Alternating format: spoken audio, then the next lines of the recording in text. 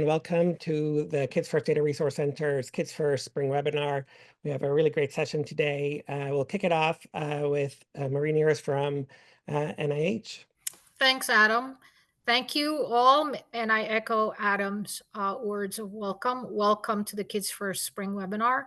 My name is Marie Nierras. I am privileged to be the liaison from the NIH to the Kids First program, and I kind of work in the office of the director.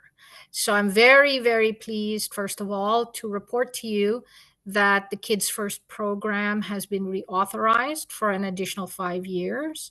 That reauthorization came in January of this year. So it starts with 2025 and it goes to 2029. So we hope that you will continue to be engaged because we intend to continue with our outreach events such as this one.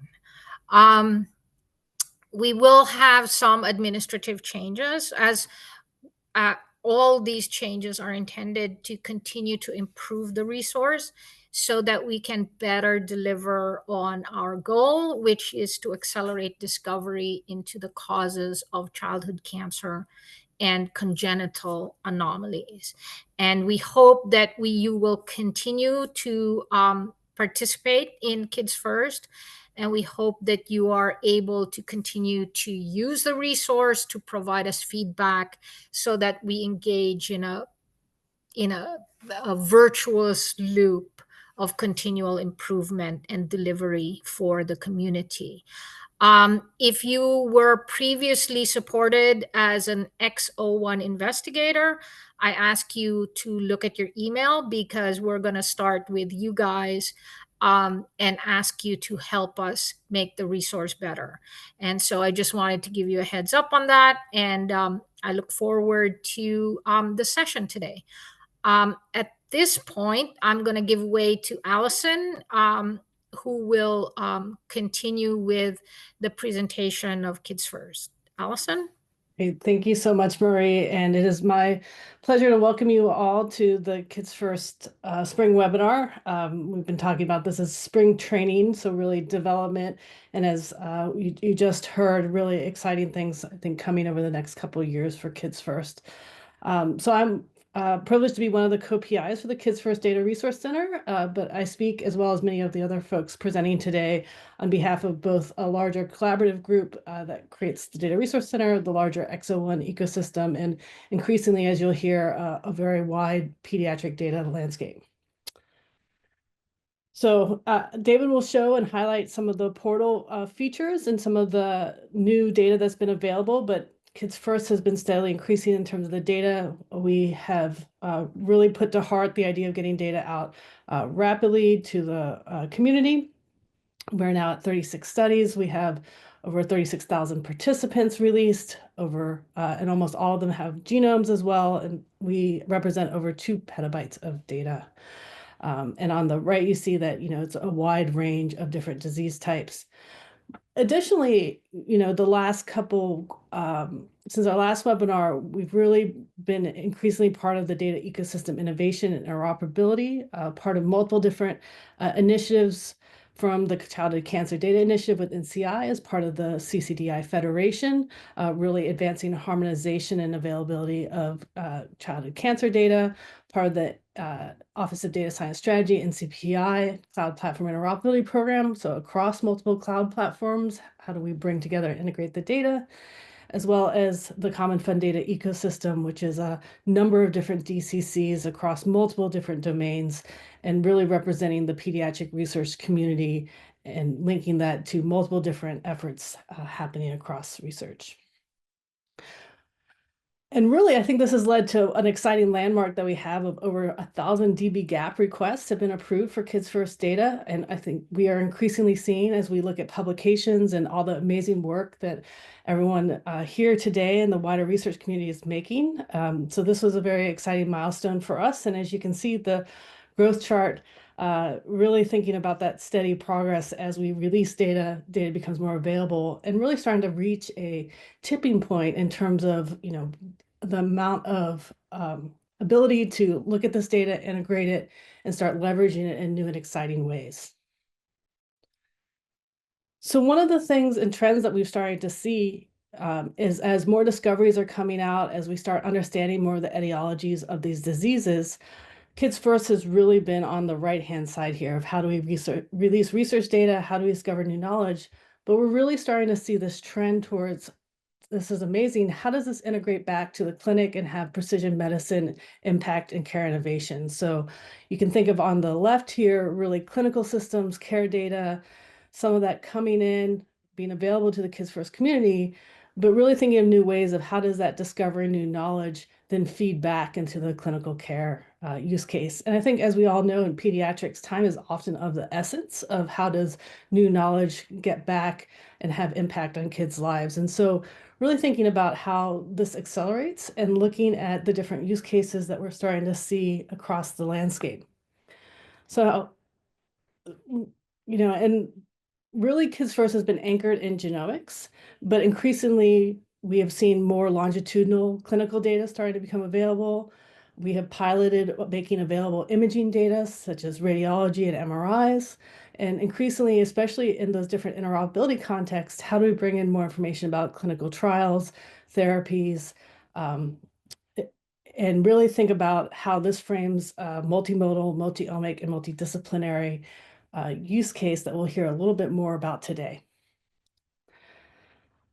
So I'm very pleased to introduce our Exo-1 speaker today. And in honor of May being Brain Tumor Awareness Month, we'll be hearing more about the Children's Brain Tumor Network and the data that has been generated at Kids First.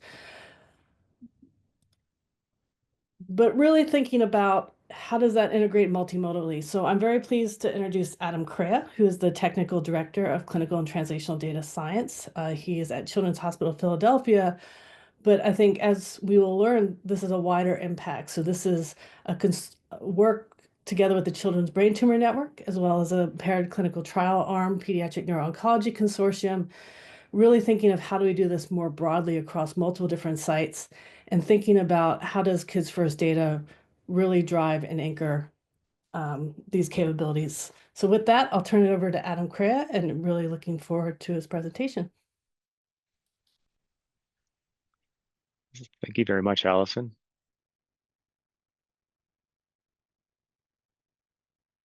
Yeah, so it's an honor to be able to present today. And today I will be talking about the opportunity to leverage the vast resources available as part of the Kids First Data Resource Center, particularly the multimodal data that I'll be talking about throughout my talk, and how I've been able to link that to clinical impact, particularly within the framework of PNOC clinical trials. So as many of you know, NGS-based panel testing has been valuable within the context of oncology-based decision-making from both the perspective, from a broader public health, as well as the perspective of the individual patient. So you can see in the bottom left is derived from a meta-analysis of phase 2 single-agent trials assessing response rates, progression-free, and overall survival for arms that use a personalized strategy relative to those that did not. And from a mixed effects regression model, they were able to find that a personalized approach consistently correlated with a higher response rate, prolonged PFS of greater than twofold, and an overall survival improvement by several months, as well as lower rates of treatment-related death. And so the bottom right study, the Kaplan-Meier curve, comes from a retrospective analysis of precision medicine outcomes for a matched cohort study focusing on outcomes in advanced cancer. And once again, you're comparing genomic testing combined with targeted therapy relative to those who received standard chemotherapy. A highly significant improvement in progression-free overall survival and overall response rate. Response rates were also observed as well. And then in the top right, the study led by Marilyn Lee here at CHOP was found that NGS-based panel testing was incorporated meaningfully into clinical care in approximately 90% of childhood CNS tumors. And so this manifested most often by refining or changing a diagnosis, secondarily by guiding prognostic assessments or targeted therapy implementations, and lastly in guiding cancer predisposition assessments for variants suspected to be of germline origin. But as many of you also know, therapeutic responses can be influenced by more than individual genetic alterations. And so these two studies related to the mutation in a MAP kinase pathway component known as BRAF serves as a very illustrative example of this. And so in the figure at the left is derived from a New England Journal paper authored by Tony Rebus, where the V600E mutation that results in constitutively active BRAF and subsequently overactivation of the MAP kinase signaling pathway was found to be a strong predictor for response to vemurafenib, which is an inhibitor of BRAF in metastatic melanoma. But a single mutational marker does not necessarily apply to other cancer types. You can see in the graphic at the right, V600E was found to be a poorer predictor for response in metastatic colorectal cancer, as it associated with only a 5% response rate to targeted inhibitors due to intrinsically high levels of the epidermal growth factor receptor in some patients.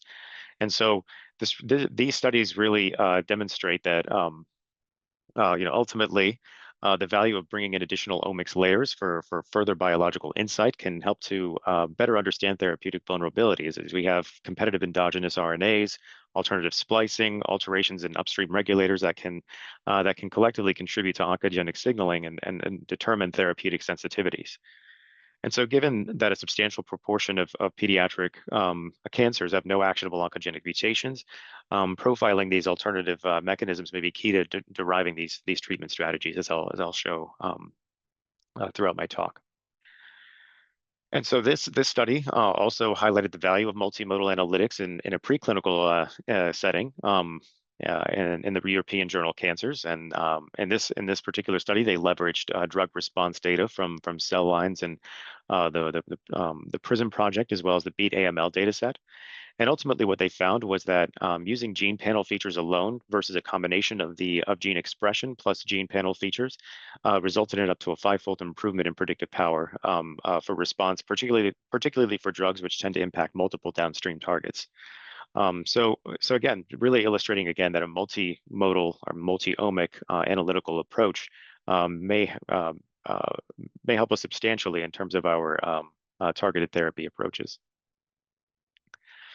And this is also further underscored by the transformational work by the German group, the DKFZ group, particularly for pediatric CNS tumors, and as well as follow-up work from the NCI that showed the pattern of methylation patterns, the power rather of methylation patterns to cluster brain tumors, providing a high degree of diagnostic clarity using global epigenomic data.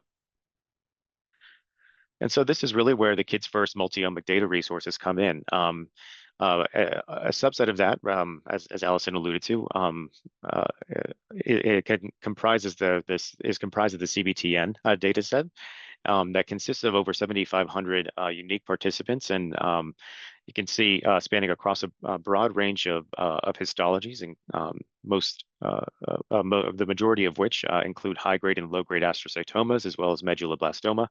And you can see that in the bottom left, the lower pie, a number of studies or consortia have contributed data that ultimately is harmonized and follows fair principles of data access that power our studies downstream.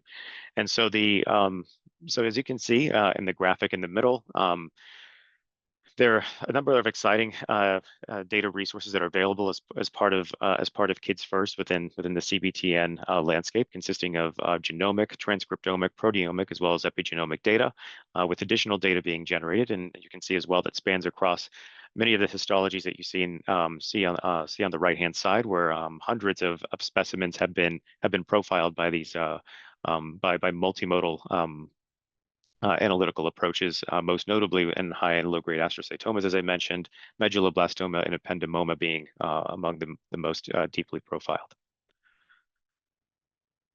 So what I'm going to take you through now is an assessment of a case from a PNOC, or the Pediatric Neuro-Oncology Consortium clinical trial, demonstrating the power of multi-omic Kids First data in deriving therapeutic recommendations. So this trial was in medulloblastoma, and Medulloblastoma is a very good use case for this. Is it's a disease for which there's significant molecular heterogeneity that has deep ramifications in terms of therapeutic design. And historically, risk classification has depended on age, the extent of resection, as well as desmoplasia and metastases. But clinical trials are starting to increasingly rely on molecular subclassification. Part of that spurred by the by second-generation subtyping efforts that you can see on the right-hand side. Initially, there was a 4-subtype model that was derived from medulloblastoma, consisting of Wnt, sonic hedgehog, group 3 and group 4 tumors, each with their own unique genomic and transcriptomic molecular characteristics.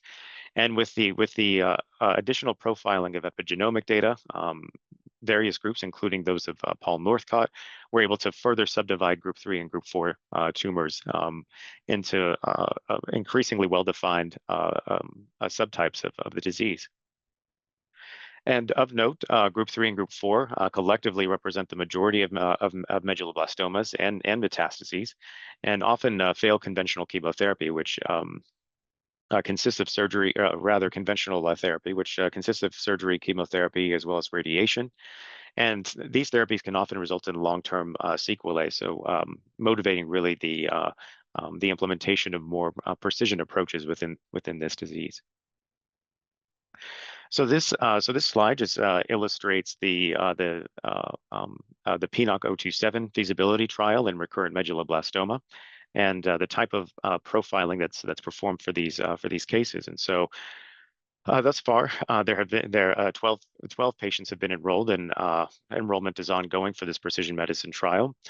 Patients undergo surgery and confocal radiation, and subsequently the tumor specimen undergoes profiling by both DNA and RNA sequencing, as well as what's known as near real-time drug screening, for which a number of FDA-approved agents are evaluated in parallel for cells that are derived from the patient tumor specimen. After which these data are collectively taken to or evaluated for a molecular tumor board consisting of neuro-oncologists as well as informaticians to derive a final combination therapy recommendation consisting of 4 possible agents. And so this patient was a challenging patient, as only a single potential therapeutic vulnerability was identified. So this is an example of the somatic genetic or alteration that was identified in this patient, which was a missense mutation within the tumor suppressive phosphatase known as PP2R1A. So PP2A it encodes for the protein phosphatase that is responsible for approximately 90% of all serine threonine phosphatase activity in the cell. And this mutation, while it occurs within a critical domain and appears to be functional, there have been no essentially FDA-approved therapeutic regimens related to this mutation. So while there may be biological activity related to it, a specific therapeutic regimen is not yet well known in relation to this mutation. So this was a particularly challenging case where we only have one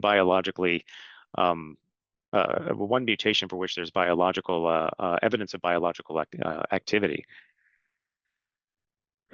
Additionally, we identified putative functionally relevant fusion alterations as well.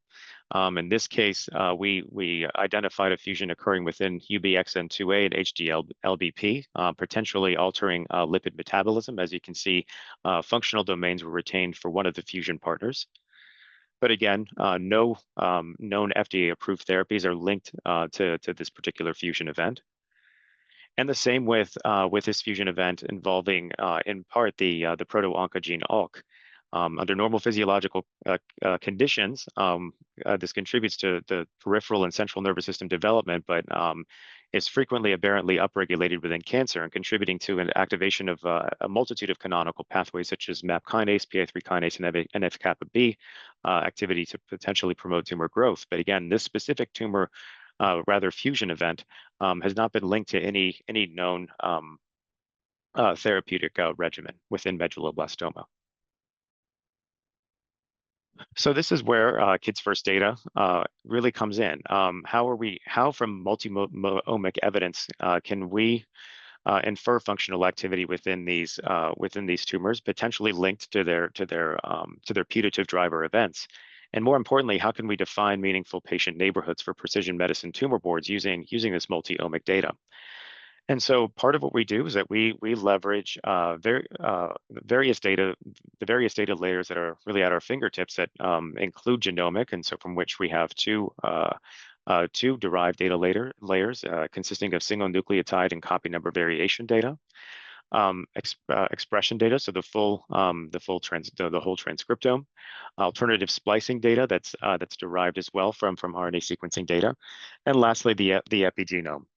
And jointly leveraging this information, we're able to derive multi-omic clusters, and from there be able to profile multi-omic cluster-specific subtypes, the outcomes associated with these novel subtypes, and potential therapeutic vulnerabilities and subtype-specific biology that may help to inform therapeutic interventions.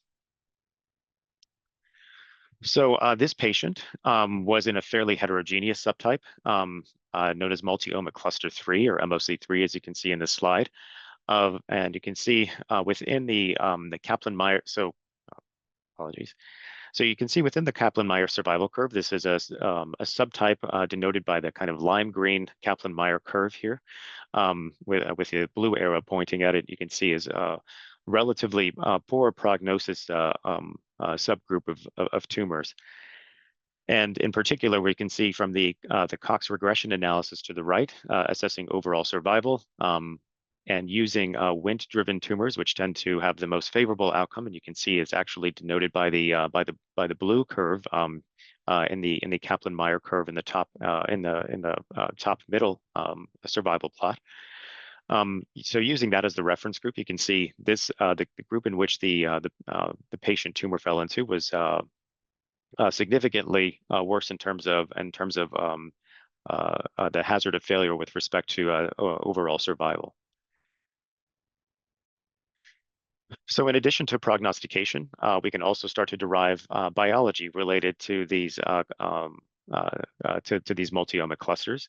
And so simply by looking at copy number data, as you can see, these are the top ranked, these three plots on the left correspond to the most heavily weighted features that are derived from our clustering algorithm and linked to each of the multi-omic clusters. And you can see simply from copy number variant data in the rightmost heat map, when performing enrichment analysis on the most heavily weighted features, we're able to infer that this tumor likely has perturbed by activation of the MAP kinase and PI3 kinase signaling pathways, both of which are oncogenic and targetable.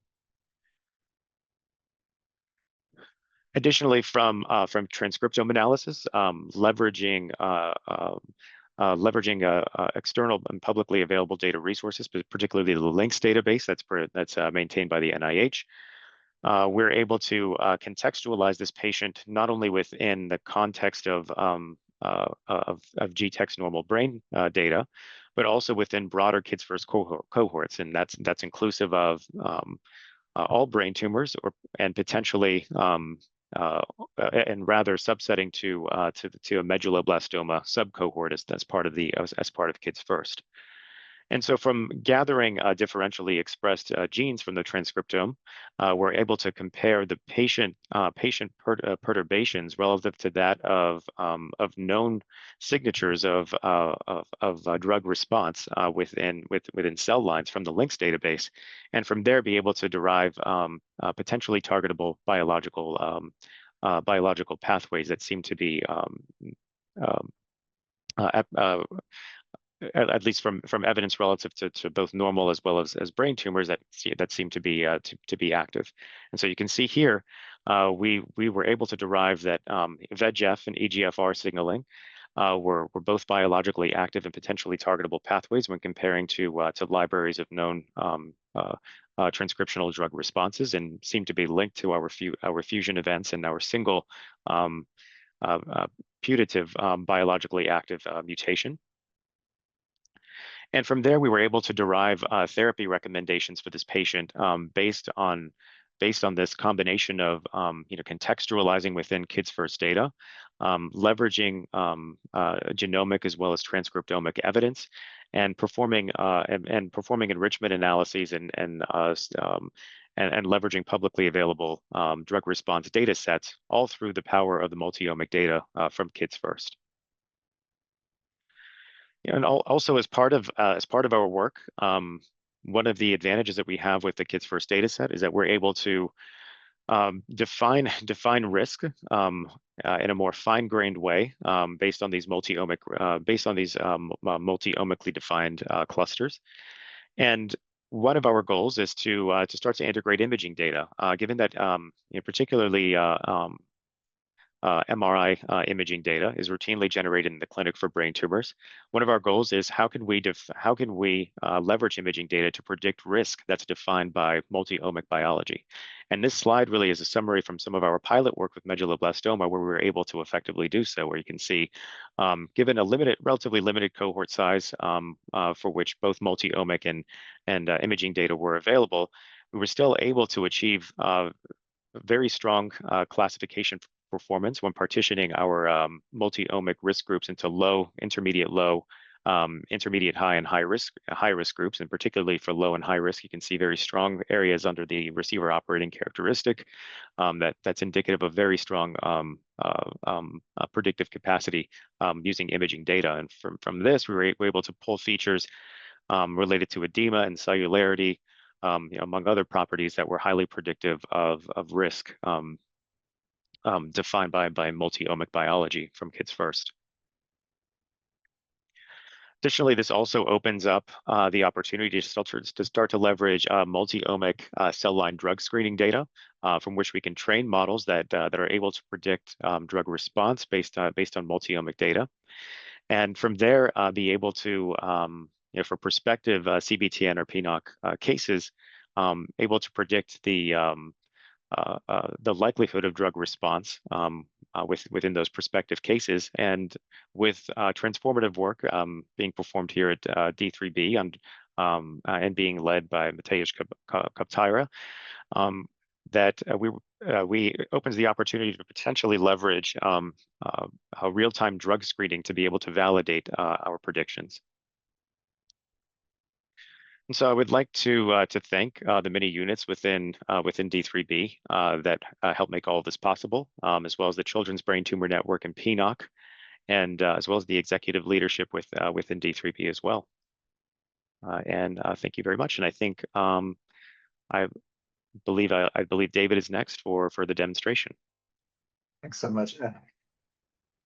Yeah, so I'm gonna jump in here and give everybody a quick demo. So the next set that we've learned about the science from Adam, we're gonna see a live demonstration of the Kids First portal and the CAVATICA cloud platform. So we can kind of demonstrate a little bit of how research is done on Kids First using our infrastructure. So let me go ahead and share my screen. Before I go into my demo, I just want to share highlight some things. If you haven't been on the Kids First portal recently, what is new? So first, we have a lot of new data on the study, on the portal. Our 36 study, which is a structural birth defect study focused on multiplex families, which have non-syndromic cleft lip and cleft palate. So these are families which are larger than just your traditional trio families. These include grandparents and uncles. And so it allows for more complex analysis of the inheritance of loci that might be implicated in orofacial clefts. That's available and released today on the portal. We also have long reads data. It's now available on the Kids First portal. We have long read data for 2 studies. We have some ONT data for the bladder birth defect study, as well as some PacBio long read sequencing data for the Kids First achondromatoses study. And so this is just the beginning. We have more coming soon. We're hoping by the end of the month to get out new data for the Kids First congenital diaphragmatic hernia study, which will include whole genome, RNA, and long read data as well. So new releases are coming for Kids First. We also have new features on the portal. That includes the new feature in the data exploration tool, which allows you to be able to visualize queries and compare sets of participants, as well as a new feature in our variant explorer. We've added somatic variants for our cancer studies to allow you to be able to review not just germline variants, but also somatic variants as well. So before I dive in, I'll give one last highlight for folks that if you need help, two great places to get help, one of which is our monthly Kids First office hours session. These are on the third Thursday of every month at 2 o'clock Eastern. Portal experts like me, as well as our Velsera partners like Dave, are available to answer questions to help you with any state of the process that you might be stuck on. If you're interested in a link to join, check out the Kids First DRC's Help Center. We also promote it on our social media platforms and in our email listserv. And then finally, if you are looking for help immediately, check our user support inbox. That's by writing us at support@kidsfirstdrc.org. It's monitored by many members of our team, and we try to respond to folks rapidly in order to be able to help you as you request. All right. So I'm going to keep the show moving here. And so I'm going to go directly into the Kids First portal. And I'm going to highlight two of these new features. So one of the things about the Kids First portal is that you can explore and analyze data many different ways. So for example, if I'm interested in a particular doing research on cancer, I might choose all participants who are in one of our studies that is labeled as a cancer study. And that gives me a certain set of participants.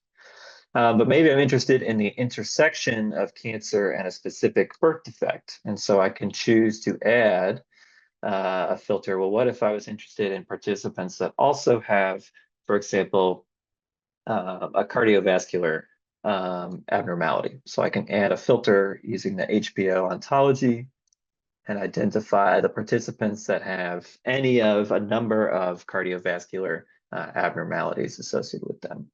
And then maybe I want to do analysis really rapidly. So I'm going to apply another filter for data type. And I want to look at GBCF files because I'm interested in doing variant discovery for a joint genotype.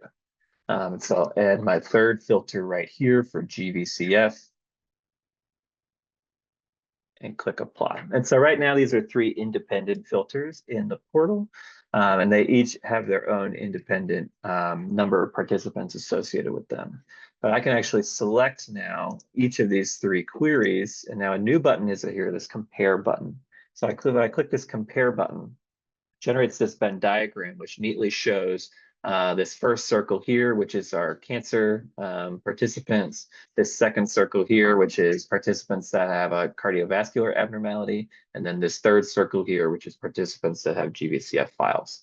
So then this allows you to rapidly kind of visualize how these different sets of participants interact. And then you can quickly choose, so if I want that overlap right in the middle, I can quickly choose this set of participants and then view the set. And now I have a visualization of just those participants in the Kids First portal for me to be able to review and identify, for example, biospecimens or data files associated with them. So that's the compare set feature. We've also added new features on the variant side. So now when you click variants, a drop-down menu will appear. And so in addition to the germline variants, we now have a somatic variant explorer as well. And so it has a lot of similar features. So for example, if we look for querying a gene by gene name, we can query for ALK. And it gives us the variants that are in ALK. But we have some additional annotations here that are unique to just the somatic variants. So for example, if we click on pathogenicity and scroll down, we have this new oncology filters that we can apply using information from Cosmic. Or we can apply filters based on hotspots. So if we're just looking at locations that have been tagged as cancer hotspots, we can apply that filter. And then if we go down here, we can see this column for the cancer hotspot. And it gives information about the number of participants that have these particular variants associated with them. But then likewise, you can also show filters using our other methods. So for example, if we wanted to do more gene discovery, maybe regions that haven't been annotated as hotspots yet, you could apply a filter for CAD set to 21, which would filter out variants with a lower predicted score, less likely score of being deleterious. And so there we can see that we have 18 variants that meet this criteria, some of which are annotated hotspots, but some of them are not, which may helping to identify new causal variants in the future. So those are the new features on the Kids First portal. From here, you can then, for example, we can click on these 10 participants, and then it will bring us back into Data Explorer, where we have these 10 participants in their own query. And then we can identify data files, select them, and then move them to CAVATICA for analysis. But CAVATICA also has other data sets for analysis as well, which I can show when I log into the platform here. And so Kids First data has been analyzed by many different groups and is available in co-analysis form in a couple different variants, one of which is the Open PEDCAN project, or Open Pediatric Cancer Project. So this is available on CAVATICA under Public Projects. And then if you scroll down to Open PEDCAN Open Access, it gives you this set of data here, which is the input for the analysis that Dave Roberson is going to show you here in the second half of our live demo. So the Open PEDCAN project includes data from Kids First, including the Kids First Neuroblastoma project.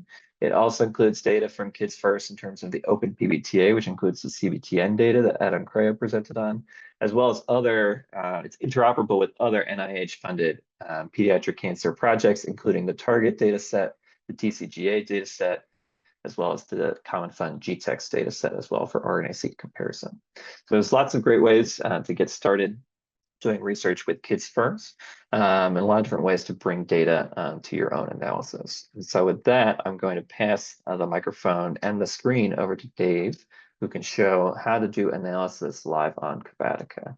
Fantastic. Thank you so much, David, and thank you, Adam, for that great presentation. So what I'm going to show you here is we're going to go live into the CAVATICA platform, and we're going to show you how to do some of the analysis that Adam was talking about at the beginning of the webinar. So I'm already logged in, and really what I want to impress upon everyone is that the CAVATICA powered by 7 Bridges platform really enables multimodal analysis, and it simplifies it in a way that you don't necessarily need to be an expert on coding. And you can also understand some of the more complex workflows, such as multimodal, which is about as complex as it gets. So let's start out here. So the main takeaways are is that we can do a multimodal analysis workflow that's takes multiple data sets and generates all the analysis, a good part of it that Adam was talking about, in a single workflow. So we can sort of take that complexity and try to make it as approachable as possible. There's a user-friendly interface. You don't necessarily need to script, but of course, Adam did a webinar earlier for the Children's Brain Tumor Network, where there's a video, I highly recommend it, where he goes into every script and how to run it in our studio, and that's also available. So what I am condensing here into this public a new project, which I can share if anyone wants to reach out. I'm condensing actually a couple public projects here. So we have the Children's Brain Tumor Network Summit from 2025, which has a nice RStudio environment, which is everything that you would need to run as far as the codes are considered. And I have that running in my other project. So if you want to copy that, you can just go to the public project, click copy, and select the project you want to send it to. And then we're also, like David mentioned, we're also looking at the Open PEDCAN project, okay, which has all this open data, a wealth of open data related to pediatric cancer, and it's multimodal. So this is another great learning opportunity. You can teach webinars, you can teach your college level and above courses, but to access this data, it's public, but you would go to files. There's 2 options. You can clone the entire project, but what I would suggest here is you clone the entire folder, which is the version 15 release. and you click copy to whichever project you wanted to do. Okay, so let me close this and let's go back to my project. So I'm actually running the workflow live. But so whenever you do anything on CAVATICA, you need to first make a project, which I've already did ahead of time, invite any collaborators. So I'll show you how easy it is to invite. I'll invite my colleague, Jared. He should pop up right away. And then you can fine tune their permissions. You can have a co-admin, co-owner, or you could do read-only access, for instance. So now we can collaborate together. You can send each other notes, but the main flow is create a project, add your files, add your tools or create new tools, and then run your analysis. And there's 3 different ways to run analysis, and I'll mention that in a moment. So in the file section, just like normal files, everything is files based. So I copied version 15 from the OpenPCAN data, and then I have some outputs which I'm currently generating. For the apps are common workflow language described tools. So, and for this webinar, I went ahead and made a workflow which represents all the analysis that Adam was talking about. So by the way, if you go to this URL, you'll see his full analysis. And what I essentially did was I cloned it and added a new directory for common workflow language, which what all that means is it makes it more accessible and reproducible. And I'll show you what that entails. But the entire workflow is sort of condensed down into a single file. It's a pretty long one, but you can essentially copy this entire common workflow language script and paste it into CAVATICA. So that's one way you could do it, and it's what I did earlier today. So let's look at the workflow. So if I click on the workflow, you'll see it looks pretty complicated, but the inputs are as condensed as we can make them. So just mirroring what Adam was doing earlier. So we're going to have a transcript counts file. We're going to have a methylation file, a splice file, histology file, and the GTF file. And I'm not going to have time to go into the details of what each of these entails, but I would recommend a webinar. And then the app settings, there's only 4 app settings. So, and I'll go into this when we run it. But it's going to generate all the plots and the clusters that you want. So let's take a look at the editor. So this is another big feature that's been around for a while. So this is the common workflow language workflow editor. So each of the gray nodes represents either an input or output or an important setting. And this is a complex way to view it, but it's also a way where you can change it live. So if you click on each of the teal buttons, you'll see what the inputs are and what the outputs are for this particular part of the graph. So the main outputs are going to be on the right side, but I thought this was kind of too complex to sort of understand. So here's a more simplified version of what it is. So we have the input datas, which are gene annotations, the splicing files, methylation values, RNA-seq counts, histology data. And then it's going to go through 1, 2, 3, 3 main steps. So we do data preparation, we do INT, NMF clustering, which is the main sort of computationally intense part of it. And then there's some downstream analysis, differential gene expression, methylation analysis, a lot of visualization, which I'll show you. And then of course it makes the output. So there's kind of 2 ways to understand the workflow. This more simplified graphic or this more sort of real time, this is actually what's happening. And this allows you to pick and pick apart different parts of the workflow and extend it. So, so I was running, it did fail, but that's okay because I think it got most of the way through it. So let's take a look at this. So when you run a workflow, you would go to apps and you click run, and then you fill in all the left side and you put the parameters in the middle. A quicker way to do that, if someone had already started for you, like I did, you can just simply click rerun the analysis, and you can sort of iterate.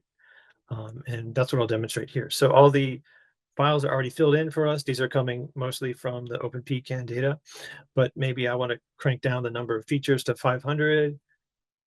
Maybe I want to, maybe this is too many clusters, so I could cut that in half, and then click, and then change the output folder to run to, and click run.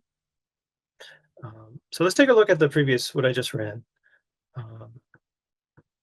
And even though I think it probably failed on the very last step, that's okay, because it's saving all the outputs that's made so far. And then what you can do is you can try to figure out like how to change the app to make it complete, or you could sort of try to benchmark it. So if you're interested in this kind of thing, we have a feature called View Stats and Logs, which will show you, okay, so it didn't like the differential expression for some reason, but you can view actually each step, and it got through the main one, which is the cluster analysis, which is great. So if I look at instance metrics, you can actually see how much computation it's really using, and it's pretty, this I know from previous experience, this is the clustering. So it's using almost, it's using 67% of the available CPUs and the amount of RAM. So this is great if you want to save your cloud credits. You can sort of see this is where it's maxing out.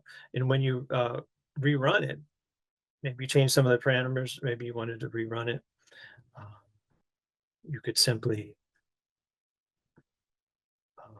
reduce the amount of CPUs by picking any of the currently available cloud machines.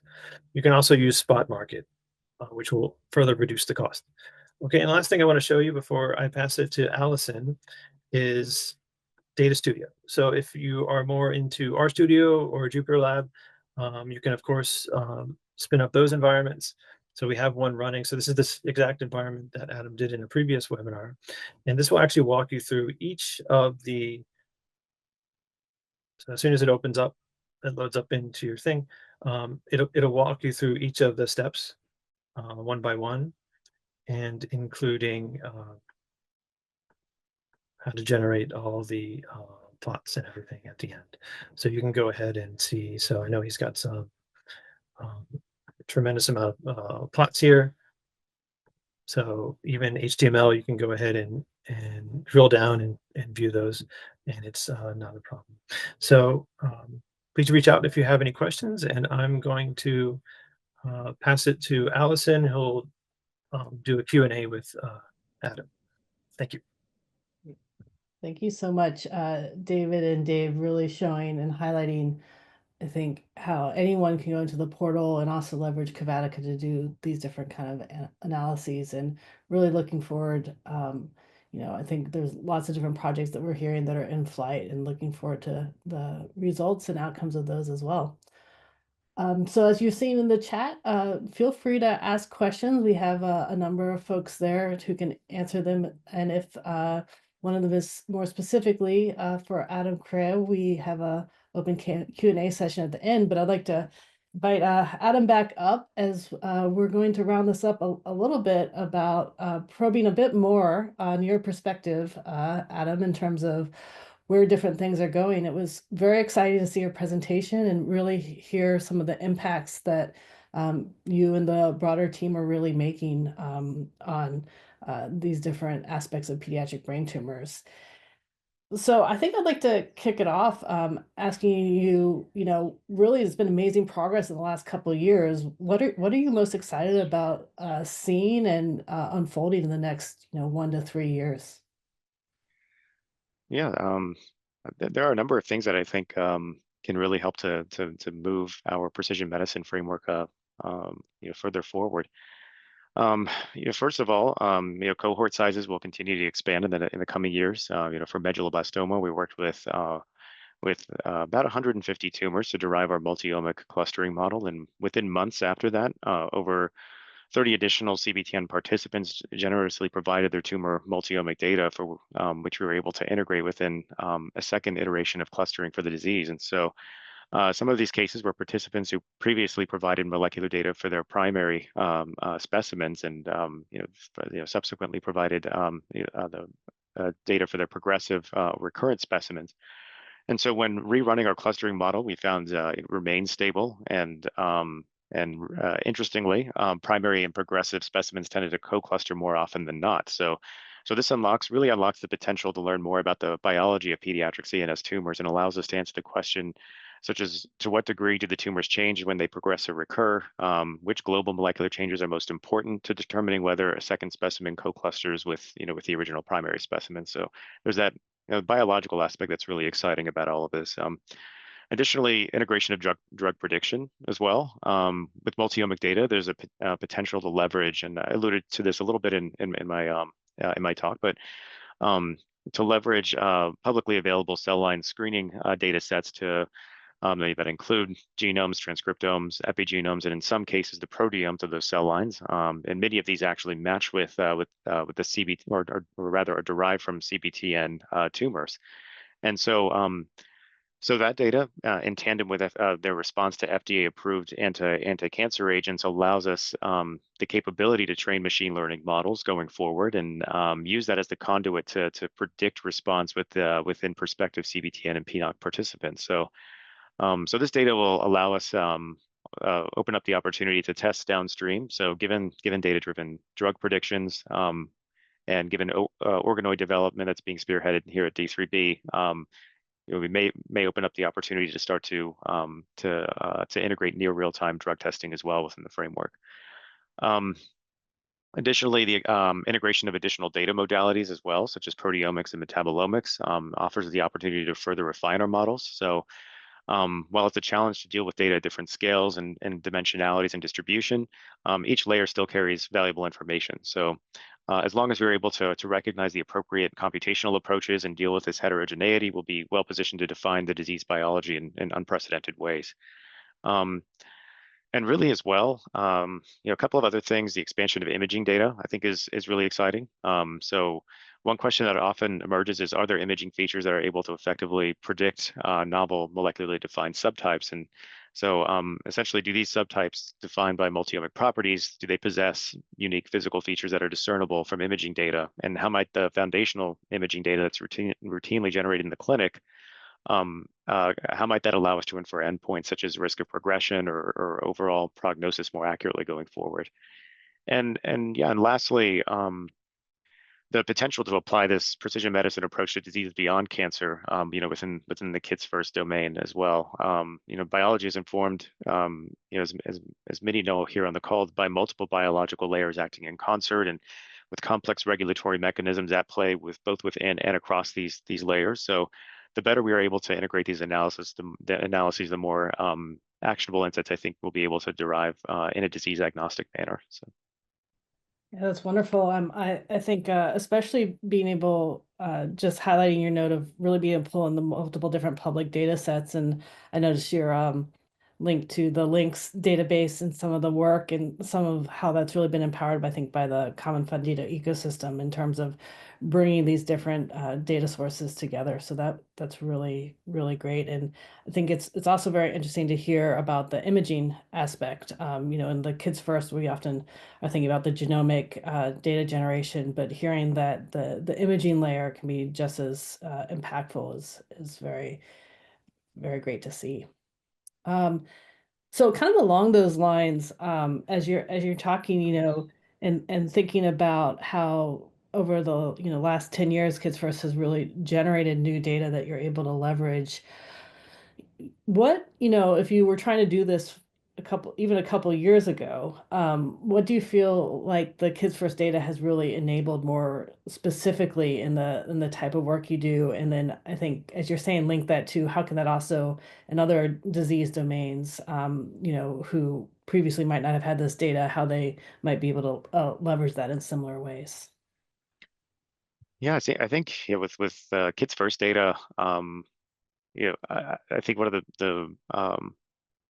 the greatest advantages with it is that it's followed what's known as the FAIR principles. So I've been able to access harmonized structured data that's as part of Kids First that's findable, accessible, interoperable, and reproducible. And so this includes the biospecimen level data, participant level data, and of course the multi-omic molecular data that all follow high quality standards of processing, data structure, the use of controlled terminologies, for instance.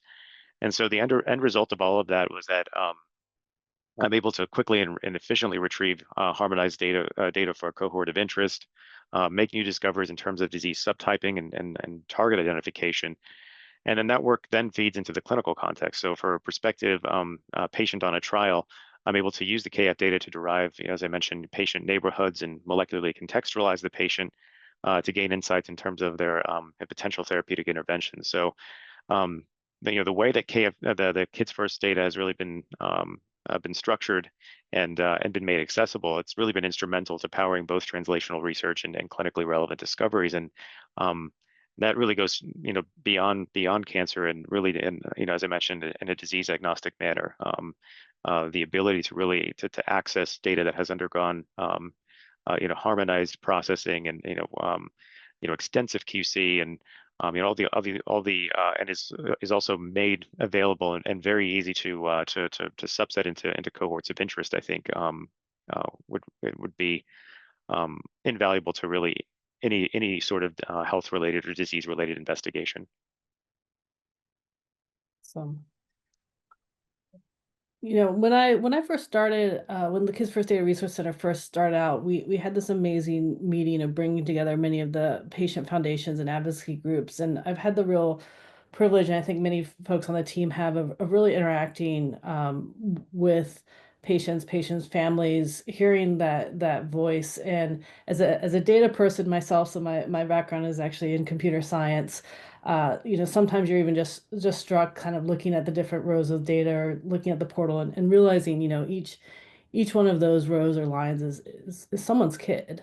And so, I think, Adam, really, when I see the work that you're doing as that kind of forefront of how does the data come back to the patients, to the families who are trying to find the right path forward, and the clinical care teams. Do you have a story or a thought on what's been, one of the more impactful cases, or, really where you feel like this data has been able to be brought to bear towards those goals, towards impact? Yeah, so there've been a number of really impactful cases, but I can think back to one really in a previous high-grade glioma trial launched by PNOC, PNOC 008 in particular. There was a case for which there were no identifiable actionable somatic mutations from clinical panel sequencing, nor from more exploratory whole exome sequencing, which are really the two primary assays that are commonly integrated into clinical decision making.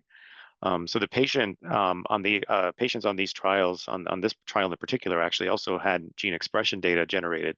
Though gene expression is less commonly integrated into clinical decision making, but however, with those data, I was able to discover a rare oncogenic fusion event in the patient known to aberrantly activate PI3 kinase signaling, which is a targetable oncogenic pathway. And through Kids First data, I was able to compare this patient to the background of Kids First high-grade glioma participants and confirm relatively elevated PI3 kinase signaling within the context of this KF cohort. So this really empowered clinicians for this particular tumor board to make a key decision for a patient who really didn't have any other recourse. So yeah, that's there have been other examples of this as well, but I think for those for this challenging disease for which there are very few actionable variants, I think being able to derive patient neighborhoods and contextualize prospective patients that are part of these precision medicine trials using Kids First data resources, I think is has really been invaluable. We're really going from that world where, before and not being able to look at more of the biology and data, having no options, to finding the different genes and potential new options that the clinical team can evaluate. Exactly. Yep. Pretty amazing. And I think, it's really great to hear some of that forward progress. And I think increasingly, across the landscape, hearing more and more of that across multiple different disease types. So I think, I'm always impressed when I talk to you, Adam, about just your deep knowledge of biology and thinking kind of about all these different layers of how it really interacts.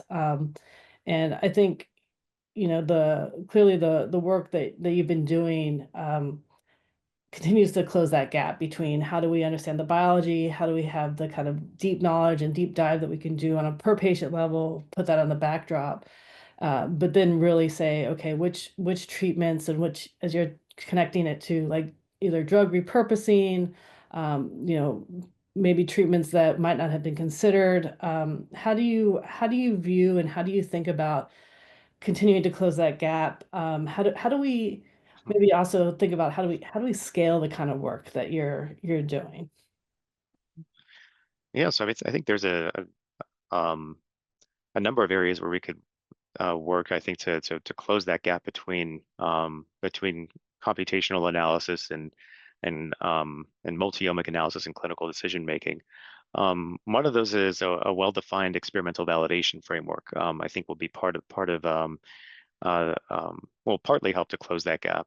So when we think of classifying genetic variants, for instance, as potentially actionable, that conclusion usually rests on well-defined functional, biochemical, and in the case of germline variants, genetic linkage studies. But for a novel computationally predicted target to be convincing from a clinical standpoint, I think the integration of experimental validation will be key. So we're starting to see some transformative developments in terms of experimental validation within the context of precision medicine trials at PNOC. Most recently at medulloblastoma trial, PNOC 027, has begun to integrate real-time drug screening within short timeframes on the order of a few weeks. So another example is the more physiologically relevant organoid model that I've referenced that's being developed here at D3B. And with Kids First data, we'll be able to, as I mentioned, build predictive models of drug response and have a data and model-driven way to inform downstream testing and the timescale constraint of precision medicine trials. So being able to define a molecular vulnerability through KF data and then show that targeting that vulnerability will result in a beneficial effect, I think will be key going forward. I think also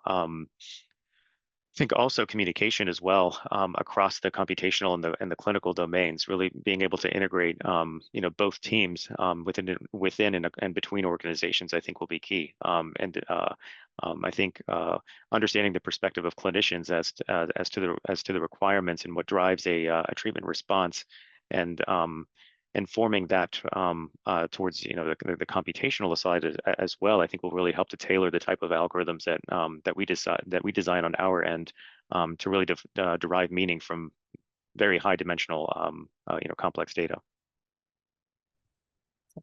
And then I think one of the last things as we kind of round out our session, I think hearing you talk, I think it'd be curious, folks who are maybe just getting started in their career or thinking about like how do we do things like what you do. I'm curious to maybe hear a little bit more about like your journey and background of how you got here, and if you have thoughts or advice for others who might want to basically advance precision medicine in a similar way that you have been doing in brain tumors. Yeah, I mean, I think it's a combination of really training. I mean, my background is a combination of both life science and statistics, and so I think really having not only the biological perspective, but also very a structured technical perspective as to what we can do with the data that we that we have. I think being able to kind of tap into both perspectives, I think, is of great benefit for anyone looking to work with high dimensional multi-omic data and deriving meaning, but at the same time staying very close to the and very engaged within the translational and clinical research communities, really from the outset, as close as you can, really selecting the if it's somebody completing their PhD at that and looking to transition into more clinically relevant fields, just really staying engaged within the community, and just really targeting really targeting initiatives, being in work, getting engaged in working groups, communicating with with clinicians on their perspectives, I think will be key to kind of help drive their career forward. So. Thank you so much, Adam. It's been a real pleasure to hear you talk and be able to have some of this discussion. I think at this point, we are open to any Q&A across the board. If you have questions either about the Kids First Data Resource Center, about Adam's work, about the demos that Dave and David did, happy to take any questions there. Otherwise, I think we have multiple different links and there's multiple different opportunities to join us in more technical sessions via office hours. We provide some of the links to the different analytics. And I think as you heard at the top of the hour with Marie, I think there's more exciting news coming soon from the broader Kids First program. And then Adam, I see Adam Resnick. I see that you have also come on video. If you either have questions or other comments as we wrap up the webinar. I don't, and as Allison mentioned, we put several links in the channel. This has really been a terrific presentation. Thanks so much to the presenters today, and to many of us, this really represents the next way forward for how we are seeing Kids First data sets being utilized across both cancer and non-cancer settings, moving beyond diagnostics into a predictive translational setting in ways that we hope to see more of. So thanks so much for to the presenter today. With that, I think we can wrap up our spring webinar. Very exciting times, especially please, if you haven't already, you can check out the portal and add to those dbGaP requests, and really look forward to all the exciting and new work that everyone is doing. So appreciate everybody's time. Enjoy springtime, and I think we will see you later in the fall for the next webinar. Look out for the news and more opportunities coming very soon. Thank you, everybody.